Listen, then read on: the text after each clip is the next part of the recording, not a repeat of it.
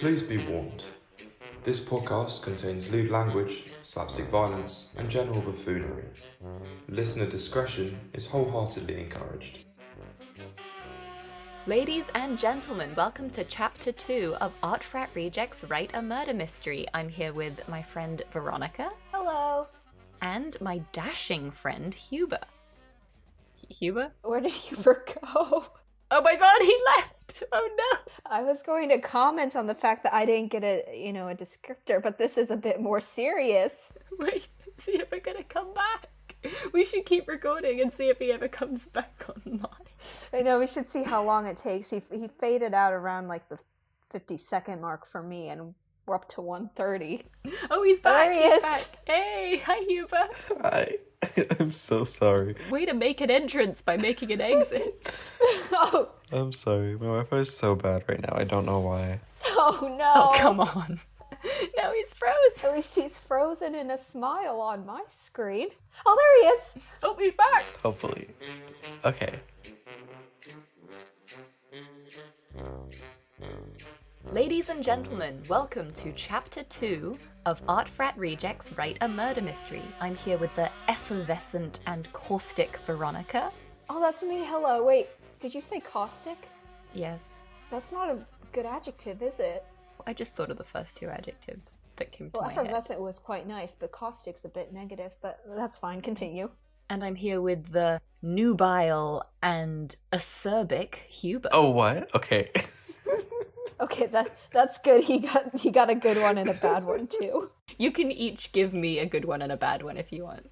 Because I haven't been introduced yet. Thanks, guys. Hi. And we're also here with the lugubrious, and Huber, think of a good one. Oh, mine's not gonna be as, big, but, in the... Think back to the SAT. I did the ACT. We didn't have any vocab. Oh, that explains a lot about your chapters. Hey! No, I'm kidding.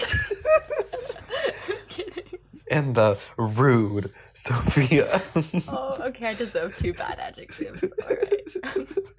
No, Speaking of Huber's it's okay. chapters, we have Chapter 2 written by one Mr. Huber Rodriguez Tejada today. Okay, Huber, take it away. Okay, thank you. Chapter 2, Ruby Red. Wilhelmina woke up from her desk in a haze. She checked her watch and realized she had been asleep for over 3 hours. It was almost 11 p.m., way after she was planning on leaving work. Ugh. I'm sorry. Oh, that's the tip of the iceberg. I'm already gonna get the giggles. Okay. Sorry, can you say that again? Ugh. She groaned. Ugh. She groaned as she looked at the ungraded assignments in front of her.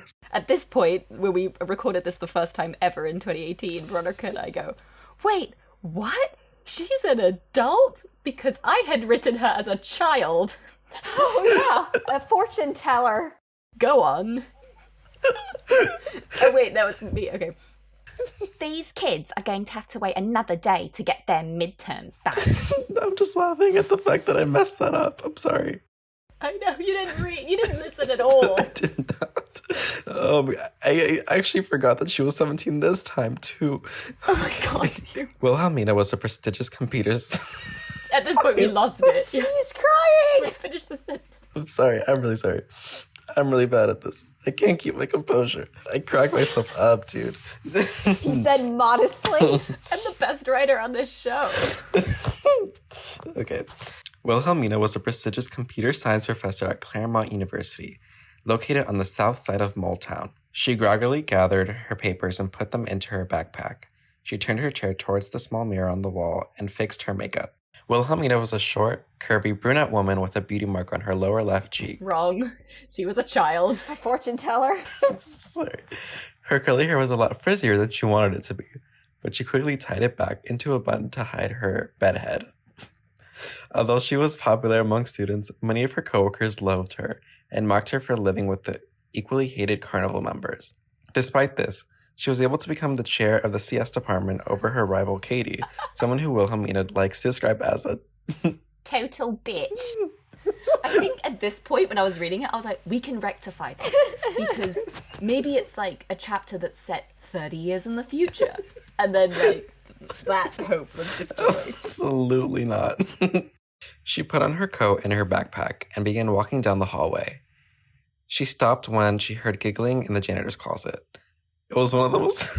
Oh, God, I forgot I wrote this. It was one of the most popular hookup spots on campus, and she would have busted the students inside if she wasn't so exhausted. She instead rolled her eyes and quickly walked out of the building. She got into her old Jeep, turned on the radio, and started driving back to her caravan. She's the head of a department at the university and still lives in the fucking circus caravan. I also remember that weren't they only there for like a couple months? Oh, was she this? Yeah, but like a traveling circus, but she somehow managed to become the chair of the computer science department at Clairmont University. Unless she's, traveling CS professor too, but it's not. I don't know. I don't know what was going on here. I said, screw that noise. I'm gonna write my own story now. Okay. Okay.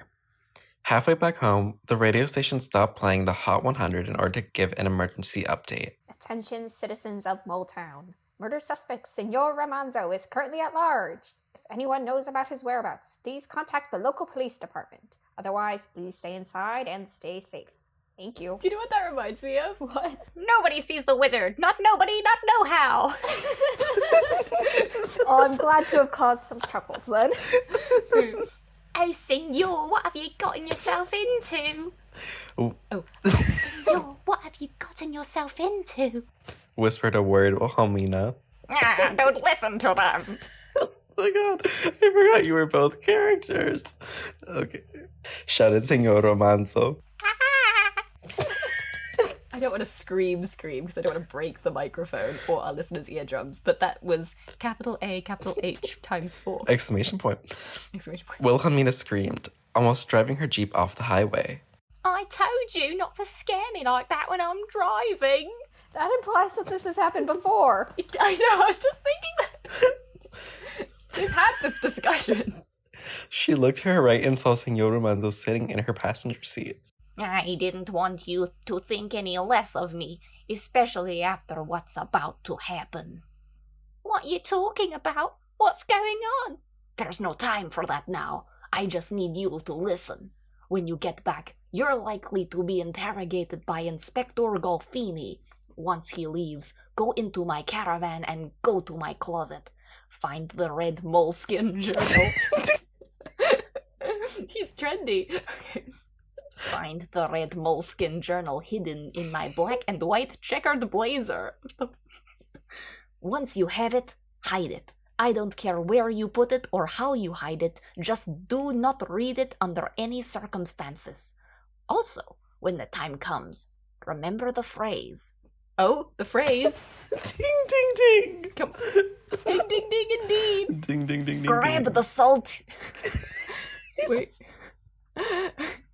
Remember the phrase. Okay, I'm gonna do the full sentence. Also, when the time comes, remember the phrase. Grab the saltines and prune juice at once. Do you understand? What's going on? Wilhelmina, do you understand? Yes, Signor. Good. I'll be in touch. Wait. Oh my God. I'm so sorry. Veronica's face is just complete bewilderment, getting really confused because both characters sound the same. No, my reaction is that Huber. Huber's crying. Tears. I like how you've sort of remembered, like, almost at the end of your first page, you were like, oh, I gotta crowbar these things in. Oh, just throw them into this. It doesn't have to make sense. Oh, God. When you hear this phrase, grab the saltines and produce at once, is such a cop-out of using that, because now you've put it on someone else to have to use it at some point. No, I could use it myself. I don't think it's ever been used yet. Wow, spoil it, Hugo. I don't. Sorry. We haven't covered that part of the story yet. Ooh. Okay, sorry. Okay, wait. Wilhelmina shouted.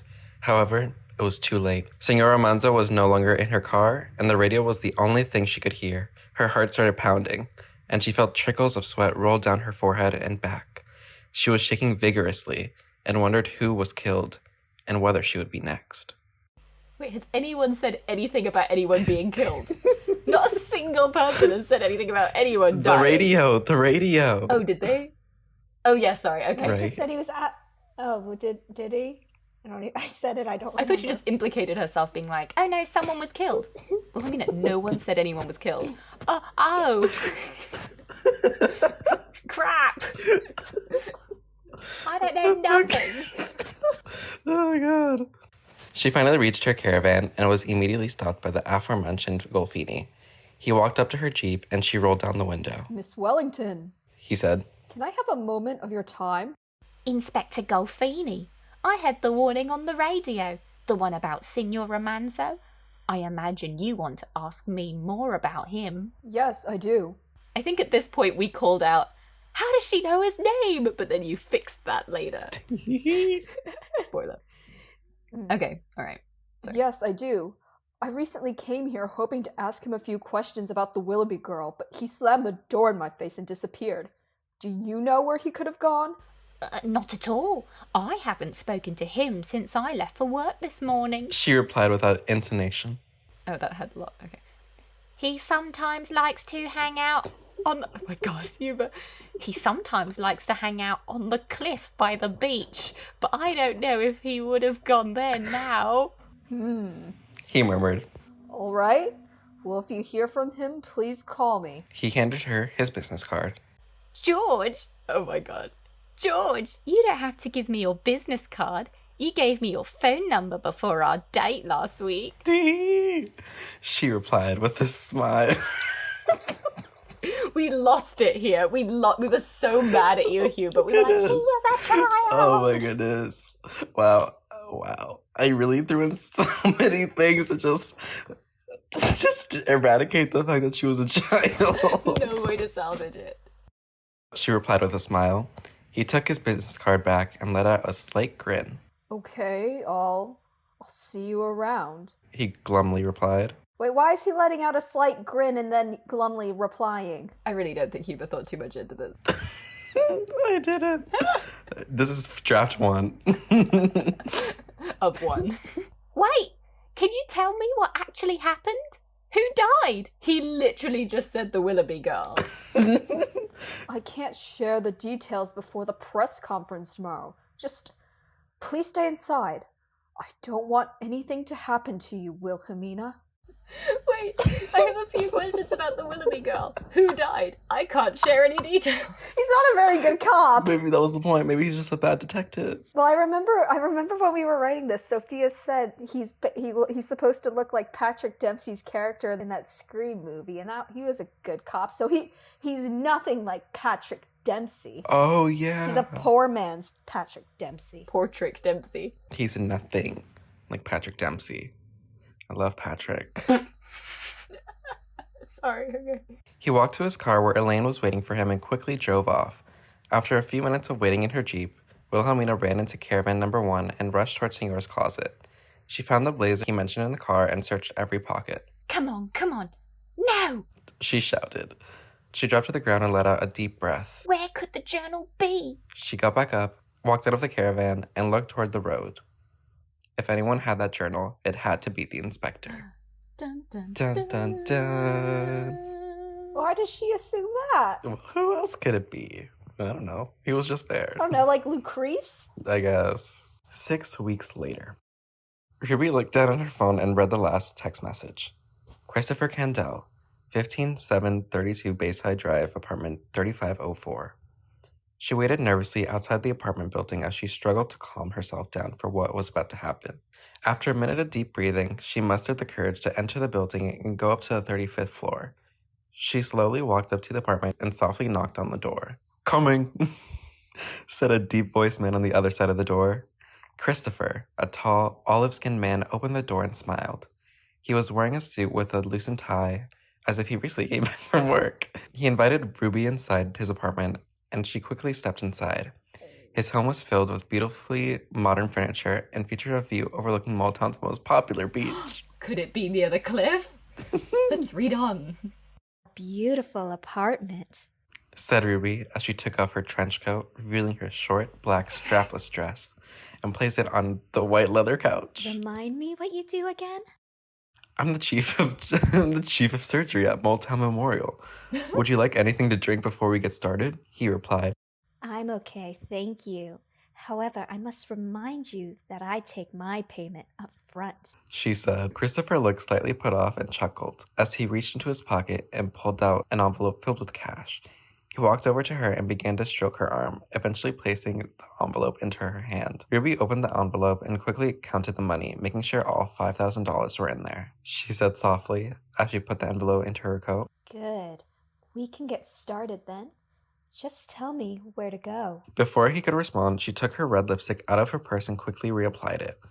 Christopher bit his lip and took her arm. He led her to his bedroom, which was set up with lit candles and singing fairy lights. Ding, ding, ding! Oh, ding, ding, ding. Ruby let out a giggle and said, You didn't have to set this up for me, you know. I know, but I figured it would be more real if I did.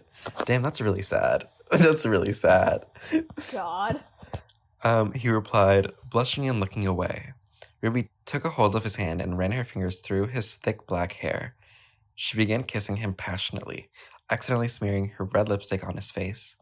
Christopher forcefully pushed her onto his bed and crawled on top of her. He kissed her again and began rubbing her breasts with his hands. At this point, we were like, Hubert, did you write porn? This was meant to be family friendly. And you were there like, hee hee. I'm still here, Exactly. like, He suddenly stopped and asked, should we come up with safe words before we continue? Let's just use simple ones.